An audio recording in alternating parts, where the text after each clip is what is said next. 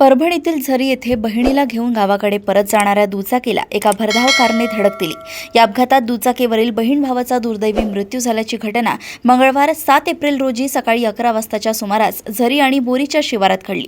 मयत हे हिंगोली जिल्ह्यातील सेनगाव तालुक्यात वटकळी येथील रहिवासी आहेत। याबाबत अधिक माहिती अशी, शीतल महादेव व्यवहारे 23 वर्ष, राहणार वटकळी, ही परभणी शहरात बीटेक शाखेत शिक्षण घेत होती।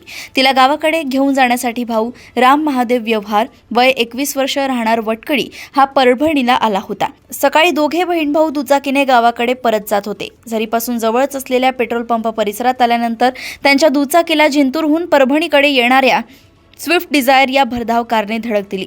या अपघातात दुचाकीवरील दोघेही बहीण भाऊ गंभीर जखमी झाल्याने त्यांचा जागीच मृत्यू झाला। अपघातानंतर कार चालक पसार झाला। अपघात एवढा भीषण होता की दुचाकी हवेत उडून बाजूला जाऊन पडली। घटनास्थळी ग्रामस्थांनी गर्दी केली होती। मदत कार्यात सहभाग घेत जखमींना परभणी जिल्हा सामान्य रुग्णालयात दाखल करण्यात आले आहे।